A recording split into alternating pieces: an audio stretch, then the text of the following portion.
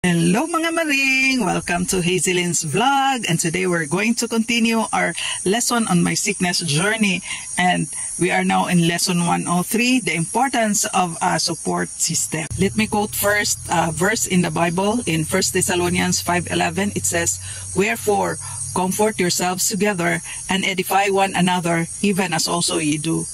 Now the Bible is very specific about comforting together o pag-edify or pagpadasig sa matag usa. Now, what does that mean? It means support system. Support system na siya nga magdinasigay ta matag usa. Unsa day na ang support system? Ang support system is a network of people ranges from one or more. Now, it provides you with practical and emotional support. Mo na siya ang support system. Unsa day benepisyo nga atong makuha aning support system? Now, ang support system gatabang na siya sa imong overall health. Kay kani bitong magsakita, murag yutag masakiton na lang gyud kaayo.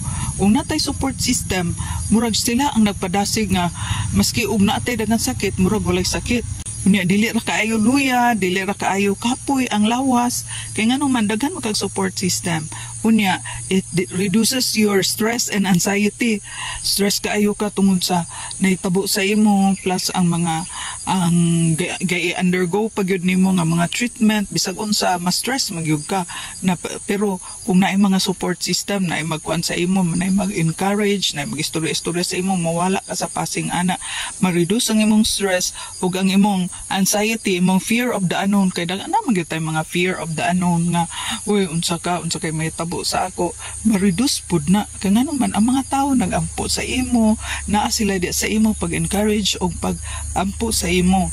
Unya dili lang kana, it improves your self-image. Kani bitong masakit ta kay murag gyud tag, murag gyud masakiton na lang gyud kaayo tungod kay na kay sakit, murag pakita gyud ning mga nay sakit. Pero kung naman ko kay support system, it encourages you to kanang have your self-worth. Kay anong magpasakit-sakit man ko nga daghan man nag-love sa ako. So kana siya, mo na siya dako nga makapahimo sa imo kana ma-improve imong self-worth.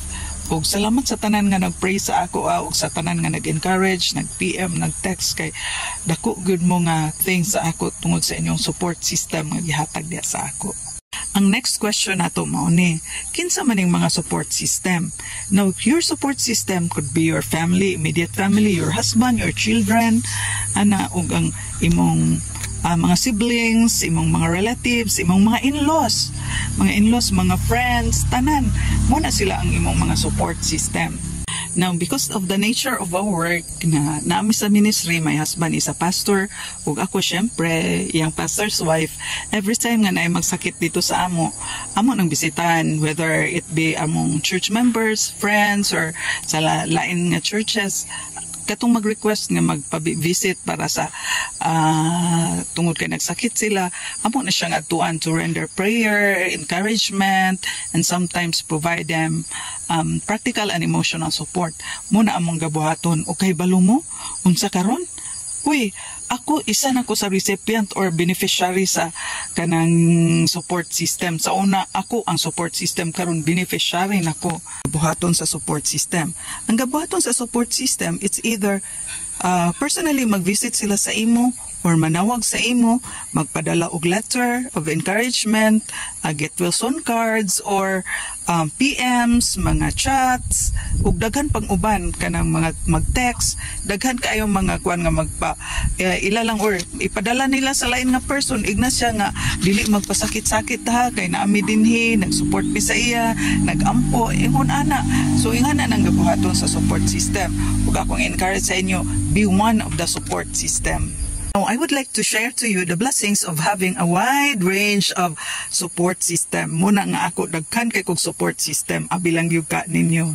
My first support system is my immediate family. My husband, who is so loving, who always give me kanang spiritual encouragement and counsel. Niya akong mga anak, si Nicole ug si Gail. They are there for me always. Nagsilbi sa ako, sila nagatiman sa ako, kay dili naman ko kalihok sa balay. So ila na tanan, ug salamat kaayo gyud sa ila, kay encouragement gyud sila nga dako sa ako.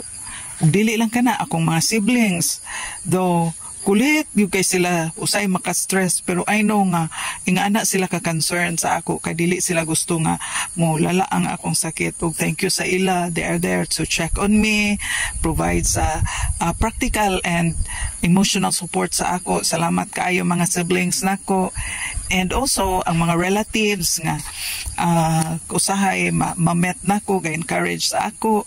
Salamat kay sa inyo, and also my in-laws, kay baluba mo sa akong mga in-laws, kay naa sila silingan namo dinhi, they are always there nga mag-check sa ako bisag unsa nalay dal-on nila sa ako. They provide me practical and emotional support, encouragement, mga kanang mga vegetables nga ilang gadal-on para sa ako. Salamat kaayo. Og ang among mga friends sad, daghan kaayo ga-encourage sa ako sa mga friends, and dili lang kanang mga friends na mo nga mga churches, they are praying for me, they provide practical and emotional support sa ako. Salamat sa kadaghan sa mga churches nga nagpray sa ako karon, and I would like to thank sa akong church family, among Calvary Baptist Church.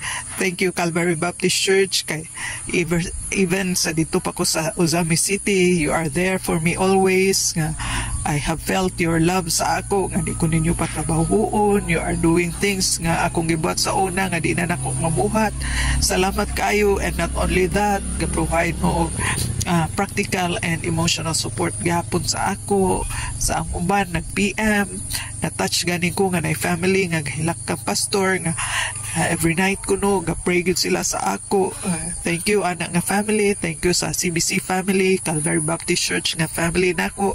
Salamat. See you kay I miss you so much. Good. See you sa camp kung dili pa ko maoperahan. See you anak nga mga time. Gimingaw na ba gyud kay ko sa atong fellowship. Okay, thank you for everything. Thank you for watching. Nakahilak yun si Maring. Touching kaayo. And bye-bye. Don't forget to react, comment, and share. Now na!